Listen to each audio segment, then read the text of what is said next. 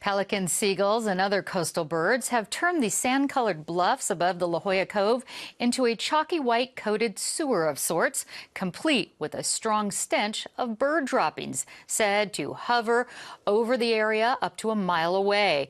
But as my guest Voice of San Diego reporter Lisa Halverstadt found out, clearing the air is not really an easy task. It really isn't. Lisa, thanks for joining me. Anyone who's been to La Jolla Cove knows that it's easier on the eyes than it is on the nose. Why does the smell seem to be so much worse this year? Well, what's happened is we haven't had a lot of rain, and so the bird poop has been allowed to build. But what's been building for years is that previously this area was fenced off. Now it's not.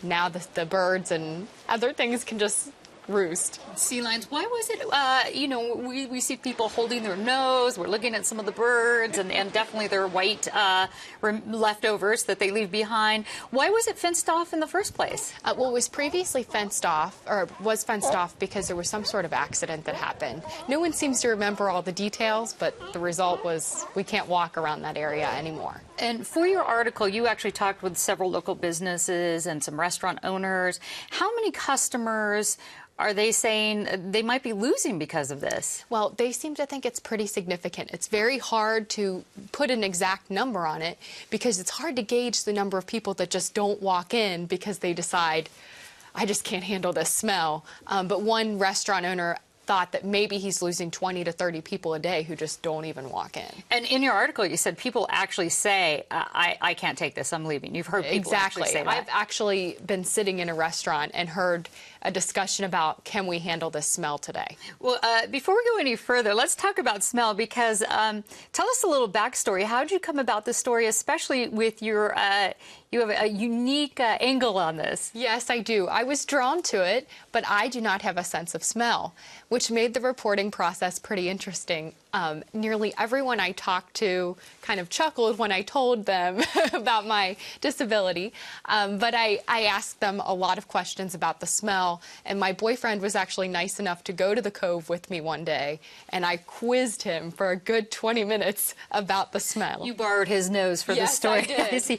Are there any health risk associated with this sort of ammonia and very strong smell? It's hard to say. The folks that I talked to said that the degree of the stench and just how much it's permeating the air would have to be pretty high for there to be a direct health risk. But nobody's tested this air. And in fact, the city's had some trouble finding someone to do it. Well, let's talk about this then. The obvious solution seems very simple. Get a pressure hose out there, wash down the bluffs, and call it a day. How come that's not happening? Well, there are at least 3 regulatory agencies who would want to sign off before anything like that were to happen.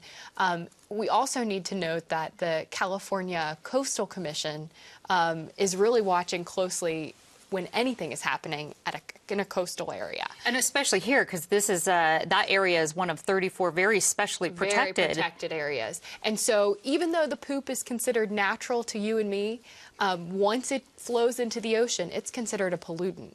And so permits are required if there's even a chance, even a remote chance, that feces could end up in the water. How long would it take? You've said 3 regulatory commissions. How long, any estimates it would take to actually get a permit just to clean it off? Well, it sounds like just an initial permit could take as long as 2 years, maybe longer even, because it wouldn't be considered high priority because we're not talking about an extreme amount of pollution here. Sherry Leitner, Councilwoman, she appealed to the governor for state help. How's that going? How likely is it to succeed? You know, we haven't heard yet. Certainly the governor and Sherry Leitner were quite busy around election season. I know that later on this month there are at least plans to try to vote on some sort of resolution to put more attention on this issue. So we'll see what happens. There's cleanup petition with 1,200 signatures on it, but some La Jollans actually aren't bothered by it or want to leave it alone? I would say the majority want something done. They're holding their noses every day. But there are some folks who say, hey, this is natural. We knew this when we moved here. This is just nature running its course. All right. Voice of San Diego's Lisa Halverstadt, thanks so much for talking with us about this. Thank you very much for having me.